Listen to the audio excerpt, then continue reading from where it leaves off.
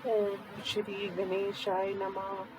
श्री शिव महापुराणे द्वितीयायां रुद्र संहितायां अथ द्वाविंशो अध्याय। हिंदी अनुवाद। सनत कुमार जी ने कहा, उसके बाद वीरगणों के साथ रौद्र रूप धारण कर महाप्रभु प्रभु रुद्र वृषभ पर सवार होकर हंसते हुए युद्ध भूमि की ओर आए। जो पहले पराजित होने के कारण युद्ध भूमि से चले गए थे, वे गण शिव जी को आते देखकर लौट आए और संहार करने लगे। संहार करते हुए वे शिव जी के गण प्रसन्नता से आयुधों को लेकर बाण वर्षा से दैत्यों को मारने लगे। दैत्य भयंकर रुद्रदेव को देखकर उस प्रकार भाग गए जैसे शिव भक्त को देखकर पाप भाग जाते हैं। उसके बाद जब जलंधर ने देखा कि दैत्य युद्ध भूमि से भाग गए हैं, तब वे हजारों बाणों को बरसाता हुआ चंडीश शिव जी की ओर दौड़ा। क्रोध से होठों को पीसते हुए शुंभ निशुंभ आदि हजारों दैत्यराज वेग से शिव जी की ओर जाने लगे। महावीर, कालनेमी, खड्ग, गरोमा, बलाहक, भस्मर, प्रचंड ये सभी शिव जी की ओर दौड़े। शीघ्र ही इन्होंने बाण वर्षा से शिव जी के गणों को ढक दिया। हे मुनि, शुंभ आदि सभी वीरों ने शिव गणों के अंग बींध दिए। शिव जी ने देखा कि उनके गण शत्रुओं के बाणों से ढक गए, तब उन्होंने दैत्यों के बाणों को काटकर अपने बाणों से आकाश को ढक दिया। बाणों की आंधी से शिव जी ने दैत्यों को पीड़ित कर दिया। प्रचंड बाण समूह के प्रहार से उन दैत्यों को धराशाही कर दिया। अपने फरसा से खड्गोम का शिर धड़ से अलग कर दिया। बलाहक के सिर के खटवांग से 2 टुकड़े कर दिए। उसने घसमर नामक दैत्य को पाश से बांधकर भूमि पर पटक दिया। त्रिशूल से महाबली प्रचंड का शिर काट दिया। कुछ दैत्यों को शिव जी के वाहन वृषभ ने मार दिया और कुछ बाणों से मार दिए। सिंह से पीड़ित हाथियों की भांति वे दैत्य रणभूमि में रह नहीं पाए। तब क्रुद्र होकर वह शुंभ आदि दैत्यों को धिक्कार देता हुआ वह धैर्यवान महादैत्य हंसता हुआ कहने लगा। जलंधर ने कहा, तुम लोग माता के मल के समान हो, डर कर तुम लोग भाग रहे हो। यदि पीछे से तुम लोगों को मार दिया जाए तो उस स्थिति में ना तुम्हारी प्रशंसा होगी, ना स्वाभिमानी शूरों की भांति तुम्हें स्वर्ग ही मिल सकेगा। यदि तुम लोगों की युद्ध के प्रति थोड़ी भी श्रद्धा है अथवा हृदय में थोड़ा भी साहस है, यदि स्त्री सहवास के सुख की इच्छा नहीं है, तो केवल मेरे आगे खड़े रहो। युद्ध भूमि में मर जाना उत्तम होता है, उससे सभी इच्छाओं की पूर्ति हो जाती है। विशेष करके उससे यश तथा मोक्ष की प्राप्ति होती है। जो वीर रणभूमि में मर जाता है, वह सूर्य मंडल की को भेद कर परम पद को प्राप्त हो जाता है। वह परम ज्ञानी सन्यासी होता है। समझदारों को कभी भी कहीं मृत्यु का भय नहीं करना चाहिए।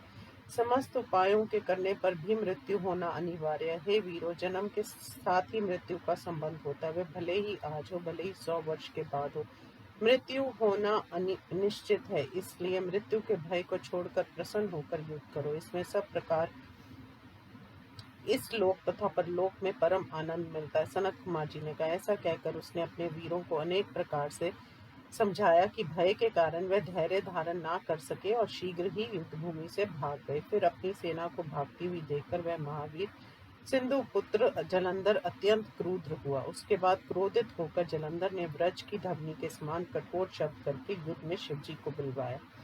जलंधर ने कहा, इनको मारने से तुम्हें क्या मिलेगा? हे जटाधर, तुम्हारे में यदि कुछ बल हो तो उसे मुझसे लड़कर आज दिखलाओ। सनत कुमार जी ने कहा, महादैत्य जलंधर ने शुभ कार्य करने वाले वृषभध्वज शिव जी पर एक साथ 70 बाणों से प्रहार किया। जब तक वे जलंधर द्वारा प्रयुक्त बाण शिव जी तक नहीं पहुंच पाए थे, उसी बीच में शिव जी ने हंसते हुए उन बाणों को काट दिया। हे मुनि, तब 7 बाणों से शिव जी ने जलंधर दैत्य के घोड़ों, ध्वजा, छत्र तथा धनुष को काट दिया। इसमें कोई आश्चर्य नहीं। वह समुद्र पुत्र दैत्य धनुष और रथ के नष्ट हो जाने पर हाथ में गदा लेकर शिव जी की ओर दौड़ा। हे व्यास जी, महान लीला करने वाले प्रभु महेश्वर ने अपने बाणों से उसकी गदा के 2 टुकड़े कर दिए। फिर वह असुर अत्यंत क्रुद्ध होकर मुट्ठी बांधकर उनको मारने की इच्छा से बड़े वेग के साथ उनकी ओर बढ़ा। तब शिवजी ने बड़ी सरलता से अपने बाणों से उस जलंधर को 1 कोस दूर हटा दिया। तब जलंधर दैत्य ने शिवजी को अपने से अधिक बलवान समझकर शिवजी को मोहित करने वाली गंधर्व माया को फैलाया। उस माया के प्रभाव से गंधर्वों और अप्सराओं के अनेक गण शिवजी को मोहित करने के लिए प्रकट हो गए। तब गंधर्व गाने लगे और अप्सराएं नाचने लगी और दूसरे लोग ताल, वेणु, मृदंग बजाने लगे। उस महान आश्चर्य को देखकर अपने गणों के साथ शिवजी मोहित हो गए। हाथ से गिरते हुए शस्त्रों का भी उन्हें ध्यान नहीं रहा। शिव जी को एकटक हुआ देखकर वह जलंधर दैत्य काम के वेग से शीघ्र वहां पहुंचा जहां पार्वती जी बैठी थी। युद्ध भूमि में महाबली शुंभ निशुंभ को रखकर स्वयं 10 हाथ 5 मुख 3 नेत्र जटाओं को धारण कर हे व्यास जी व जलंधर आसुरी माया से वहां वृषभ पर आरूढ़ होकर साक्षात शिव जी जैसा हो गया। शिव पत्नी शिव जी को आते हुए देखकर सखियों के बीच से उनके सामने आई। जैसे ही उस दैत्य ने सुंदर अंगों वाली पार्वती को देखा वैसे ही उसका वीर्यपात हुआ और उसके सभी अंग जड़ हो गए। उसके बाद जब गौरी ने ये जाना कि दानव है तो वह भय से व्याकुल होकर वहां से अंतर्ध्यान होकर उत्तर मानस में चली गई। बिजली की लता के सदृश से उसने उसे ना देखकर वह दैत्य क्षण भर में पुनः युद्ध करने के लिए वहां चला आया जहां महादेव थे। पार्वती ने भी मन से महाविष्णु का स्मरण किया और देखा कि वह उसके समीप में उपस्थित है। हाथ जोड़कर प्रणाम करते हुए विष्णु जी को देखकर जगन माता शिव प्रिय पार्वती प्रसन्न होकर कहने लगी। पार्वती ने कहा, हे विष्णु जी, जलंधर दैत्य ने आज आश्चर्यजनक कार्य किया। क्या आपको दुष्ट बुद्धि ने जो किया वह मालूम नहीं है? जगदम्बा की इस बात को सुनकर हाथ जोड़कर सिर झुकाकर प्रणाम कर वे पार्वती से कहने लगे। श्री विष्णु भगवान ने कहा, हे देवी, आपकी कृपा से मैंने वह समाचार जान लिया। हे माता, आप आज्ञा दीजिए, मैं क्या करूं? सनत कुमार जी ने कहा। विष्णु जी की बात सुनकर जगन माता पार्वती ने धर्म नीति की शिक्षा देते हुए विष्णु जी से पार्वती जी ने कहा, पर स्त्री को भ्रष्ट करने का मार्ग उसी ने दिखलाया हुआ है, इसलिए मेरी आज्ञा से आप उसकी स्त्री के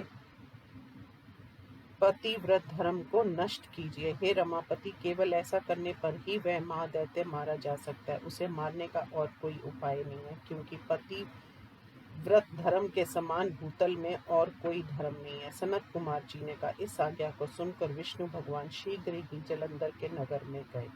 इस प्रकार श्री शिव महापुराण में जलंधर युद्ध वर्णन नामक 22वां अध्याय समाप्त। ओम नमः शिवाय।